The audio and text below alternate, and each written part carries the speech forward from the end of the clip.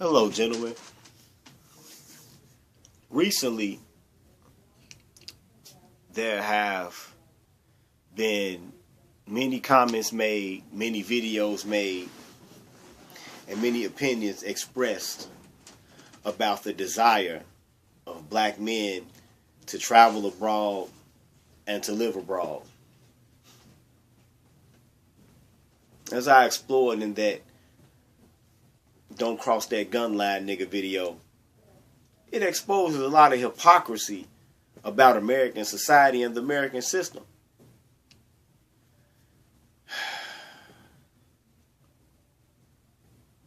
That black men are just supposed to be complicit, willing, and happy with their status as publicly traded livestock here in these United States. But this video is specifically directed at black women.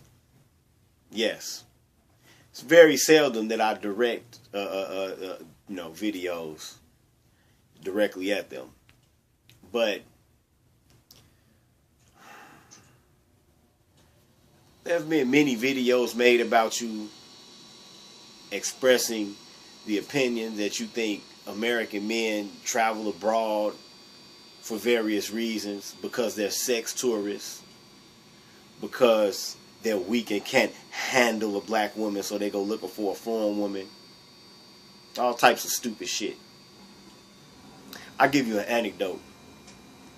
When one of my best friends was about to travel out of the country, well, my best friend, him too, was about to travel out of the country, a friend that we had in common, well, a Facebook friend that we had in common, made a comment about him announcing that he was going to be traveling.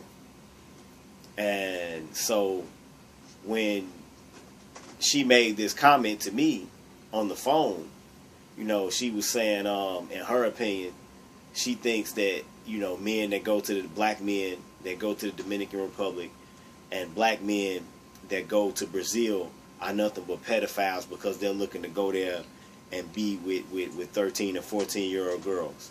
That's strange, because whenever I see a brother that's went to one of these countries, they always have pictures with grown women, but I digress. So when this woman said this, I was like, I just shook my head. And I told her, you know what, let me call you back in a few minutes. I got something I need to do real quick. And I blocked her fucking number and never talked to her again. I cut that bitch off immediately for being so disrespectful. And for being, such a fucking bed wench.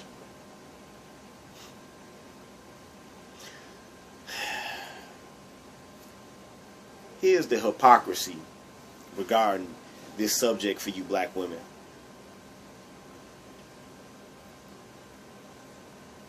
Many of you will fantasize about romantic trips to Paris or Spain.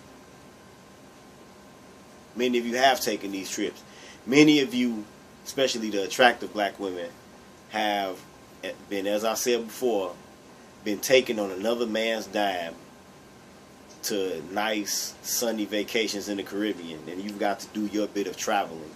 But when we want to do our bit, you talk shit about it. Besides all of that, here's what makes you look like abject hypocrites. Many of you will gladly celebrate the life and the accomplishments of one Miss Josephine Baker, an American-born actress originally from St. Louis, who was also a talented singer and musician and even a spy in World War II. A lot of you will herald the life and accomplishments of Josephine Baker. Yes, a lot of you will, especially during Black History Month.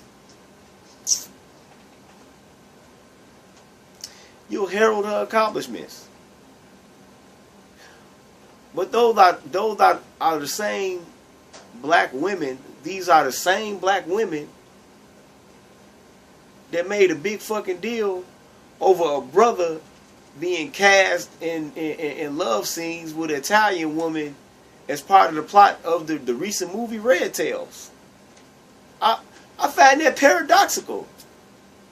So you celebrate the life and the accomplishments of Josephine Baker, but then you get mad when a black man wants to travel for basically the same reasons that Josephine Baker left the United States. She was forced to, when she was a little girl. I read an account that when she was a little girl, she was working as a domestic in a white woman's home, and the white woman became angry because she had put too much soap in the laundry and burned both of her hands. That's racial intimidation. That's abuse. That's assault. You know, the same things that the police do to us today. She was forced to perform at first in blackface. Very racially degrading.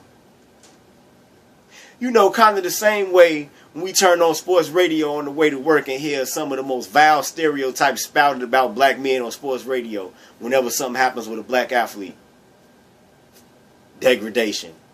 Or some of the same comments you make to us on social media about how you hope that we're killed by police.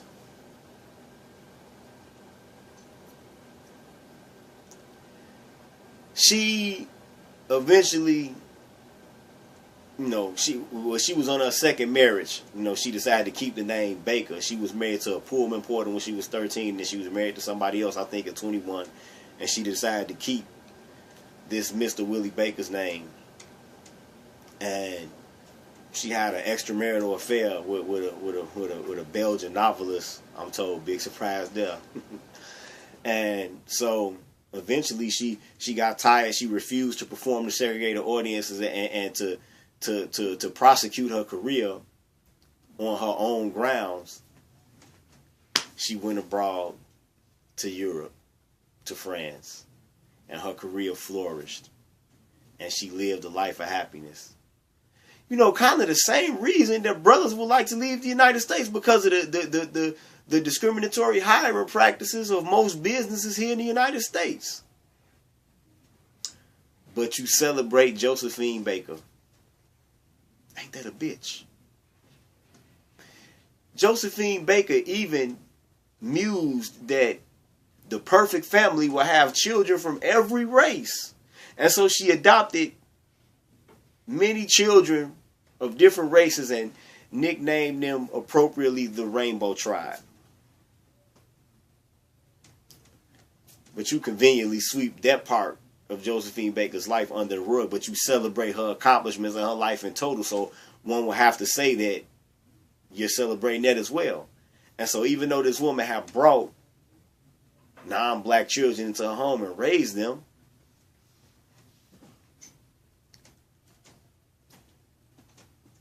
you want to denigrate men for wanting to take up with a non-black woman.